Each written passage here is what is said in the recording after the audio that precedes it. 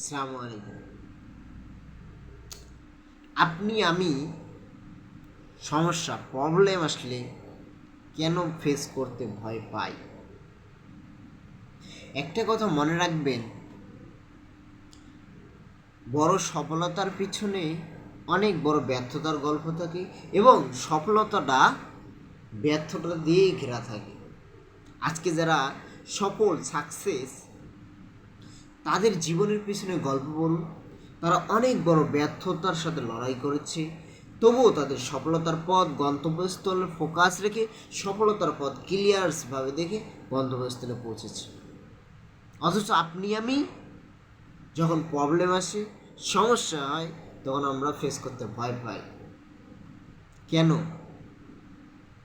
অথচ যে সফলতা যে সফলতা লুকিয়ে থাকে প্রবলেমে ঘেরা, প্রবলেম দিয়েই, সমস্যা দিয়েই লুকিয়ে থাকে। যে যত বড় সমস্যার মধ্যেই পড়বে, তার জীবনে তত বড় সফলতা অপেক্ষা করতেছে। আল্লাহ তাআলা পরীক্ষা করে, সমস্যার মাধ্যমেই আপনার আমাকে পরীক্ষা করে। এই স্রষ্টা, তিনি জানেন যে কখন আপনাকে এই সফলতার গন্তব্যস্থলে পৌঁছে দিলে ভালো হবে, কখন আপনার জন্য এটা ভালো হবে, কখন আপনার জন্য এটা ভালো হবে না, কখন আপনার জন্য পরীক্ষা আসবে, কখন আপনার জন্য পরীক্ষা দিলে ভালো হবে। তিনিই জানেন কখন আপনার জন্য সমস্যাটা দিলে ভালো হবে। তিনি একমাত্র প্ল্যানিং মেকার। দেখেন তিনি কত বড় প্ল্যানিং মেকার। আজকে দেখেন, বরফ যেগুলো শীতল কান্ট্রি, অতিরিক্ত হিমেল শীতল তাপমাত্রা, বরফ পড়ে, সেখানকার পশু যেমন কুকুরের লোম অনেক বড় বড়, অনেকগুলো লোম। সেখানে কি, কেন আল্লাহ তাআলা তাদের লোম দিয়েছে অনেকগুলো? কারণ সেই উপকূলীয় অবস্থায় বেঁচে থাকতে গেলে তাদেরকে সেরকম লোম দিয়ে তৈরি করতে হবে যাতে তাদেরকে ঠান্ডা গায়ে না লাগে। এই যে আমাদের ভুরু, চোখের ওপর যে ভুরু, আল্লাহ তাআলা এই ভুরুটা কী জন্য দিয়েছে? দেখেন কত প্ল্যানিং মেকার আল্লাহ তাআলা। আপনি আমি মনে করি কি সৌন্দর্যের জন্য? হ্যাঁ, সৌন্দর্যের জন্য ঠিক আছে।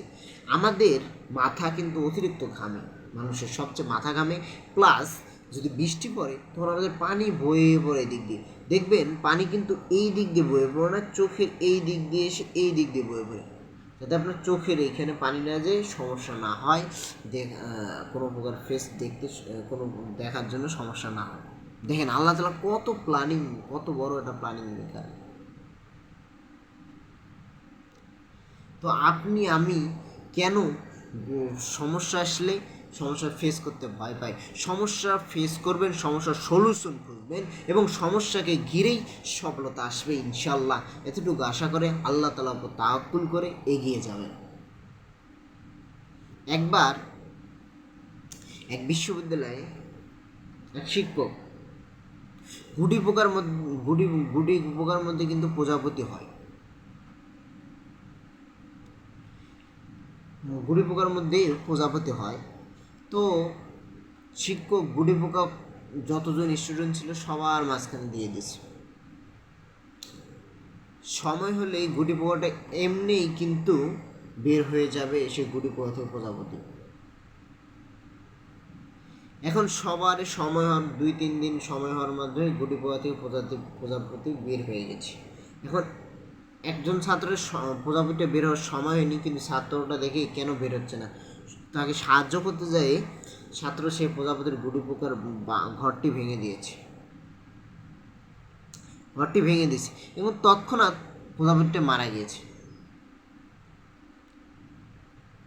তার কিছুদিন পর ক্লাসে স্যার বলে, আমি যে সবাইকে গুটি পোকা দিয়েছিলাম, সেই গুটি পোকাতে প্রজাপতি কি সবার বের হয়েছে? সবাই বললো জি স্যার বের হয়েছে। একজন বললো, স্যার আমার গুটি পোকা থেকে প্রজাপতিটা কেন জানি বের হচ্ছিল না, আমি ভেঙে দিয়ে তার উপকার করতে গিয়ে সে দেখি মারা গিয়েছে।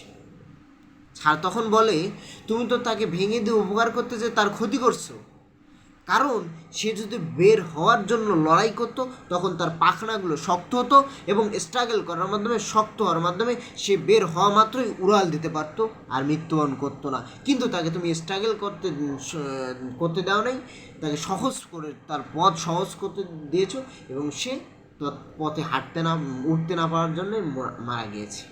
ঠিক সেরকম আপনার আমার জীবনে কিছু পেতে গেলে, কিছু অর্জন করতে গেলে, কিছু সাকসেস হতে গেলে, জীবন লাইফ গড়তে গেলে স্ট্রাগল করতে হবে, ব্যর্থতার সাথে লড়াই করতে হবে, তবেই সফলতার পথটা সুন্দর হবে এবং সাকসেসফুল পথ হবে। সফলতার ফলটা মিষ্টি হবে, মিষ্টি লাগবে। আর যদি সহজভাবে পথ খোঁজেন, কখনোই সফলতার পথ মিষ্টি হবে না। আসসালামু আলাইকুম।